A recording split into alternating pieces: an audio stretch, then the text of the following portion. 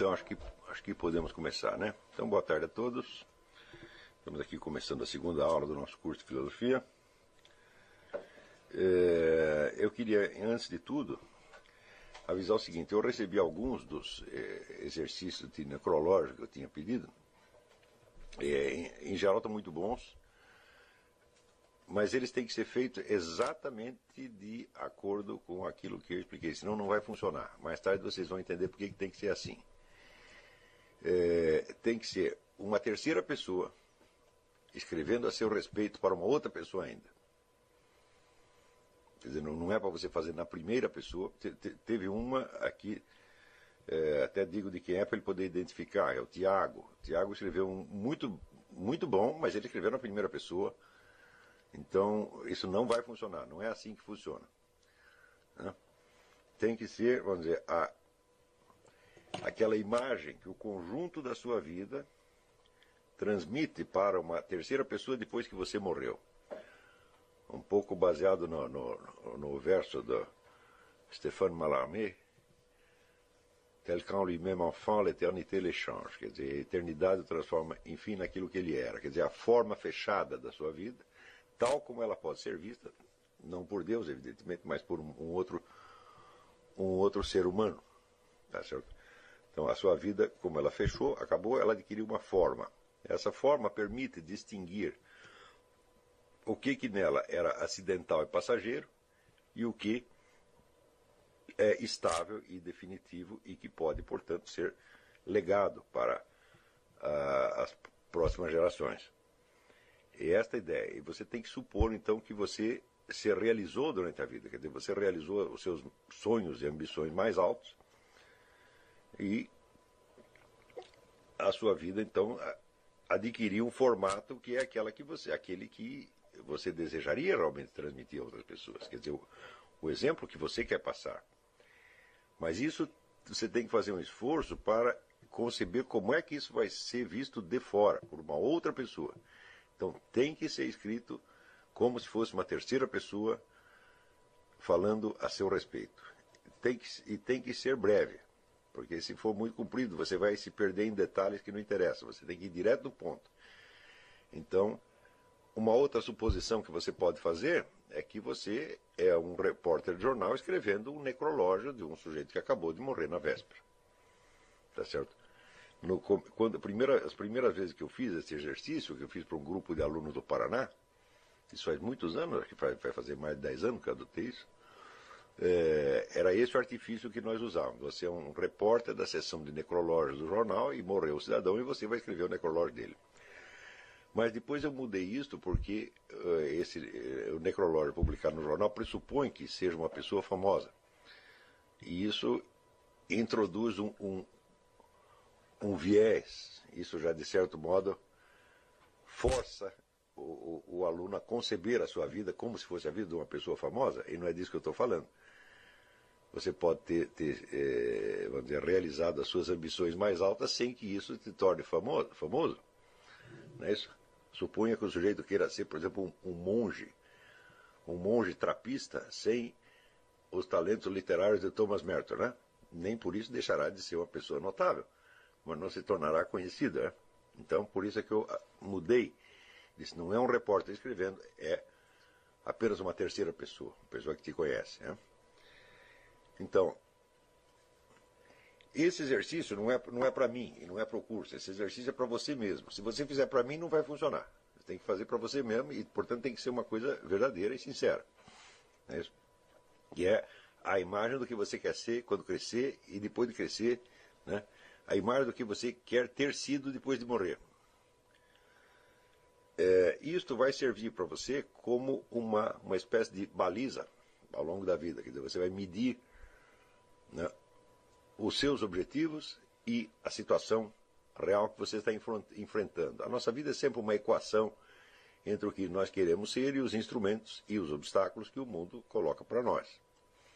Né? É esta equação que vai resolver o que você realmente vai ser. Tá certo? E ao longo da vida você verá que as circunstâncias nas quais você vive, as situações que você atravessa, as pessoas que você conhece, né, as oportunidades que você tem, só raramente coincidem com os meios adequados para a realização do que você quer ser.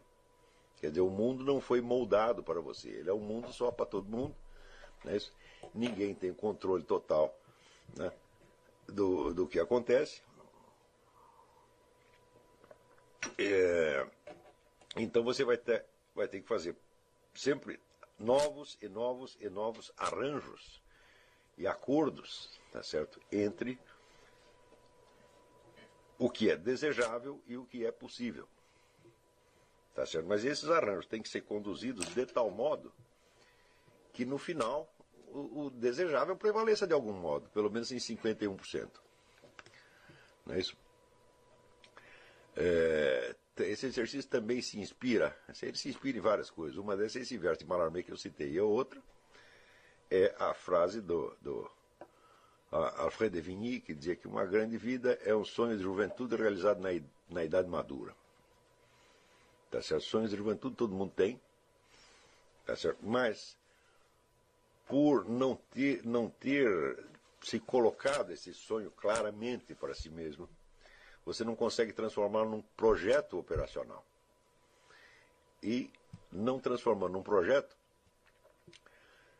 você não vai poder fazer as negociações que serão exigidas pelas diferentes situações. E o seu sonho, seu objetivo acaba se apagando, acaba se dissolvendo no meio da multiplicidade das situações vividas. Porque aí se trata efetivamente de um confronto entre unidade e multiplicidade. Quer dizer, você tem, na medida que você tem esse objetivo e você consegue desenhá-lo, perfilá-lo como se fosse uma imagem unitária, então este é o fator unificante da sua vida, né? Pelo menos é o fator unificante da sua vida consciente. E as situações que você atravessa, as pessoas que vêm parar na sua vida, né, os encontros ocasionais e os inúmeros dificuldades e oportunidades que vão aparecendo são o elemento múltiplo.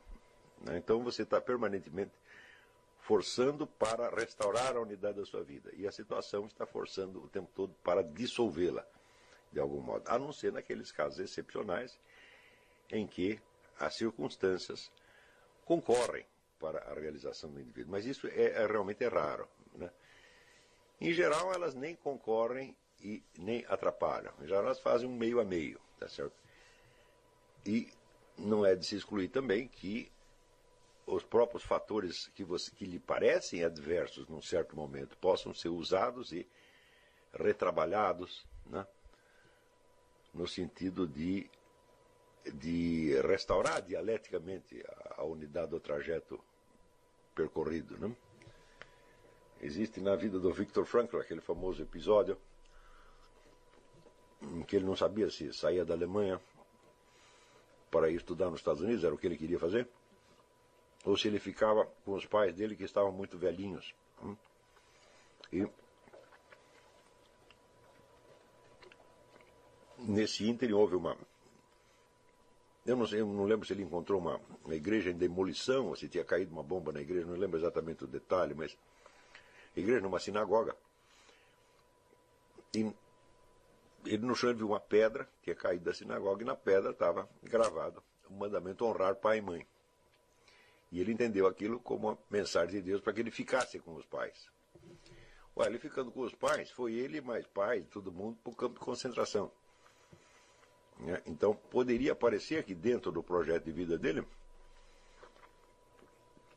isso foi, não deu uma desgraça, foi uma ruptura, foi um elemento fortemente opositivo né, que apareceu e que destruiu todos os seus sonhos. Mas, na verdade, o que aconteceu foi exatamente o contrário, porque toda a substância, né, da investigação médica que o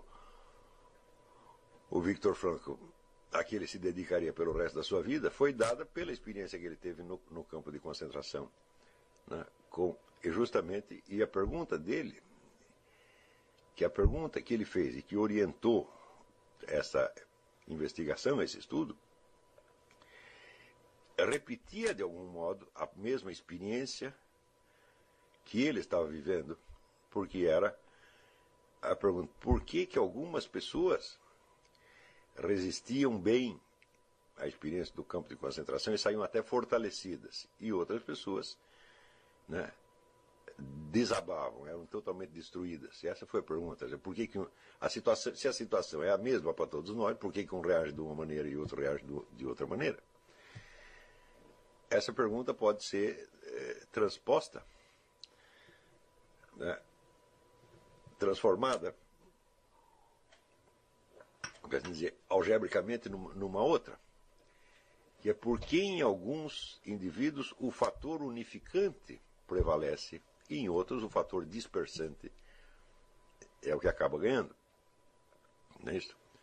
Ou seja, era exatamente o problema que ele também estava tentando resolver. Quer dizer, como é que ele perseverava na sua vocação, né, numa situação que parecia não só hostil, mas absolutamente antagônica. Como é que o sujeito vai poder se realizar como fazer uma carreira médica, né, dentro do campo de concentração? Né?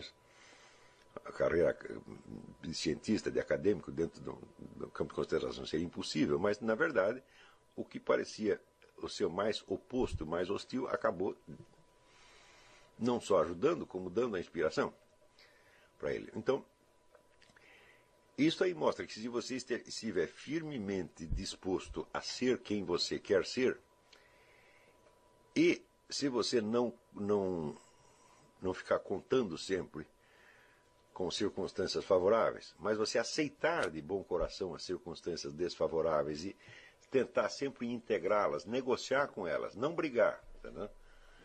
Não forçar, mas negociando com elas e integrando, tá, né? Você acaba absorvendo todos esses elementos, né?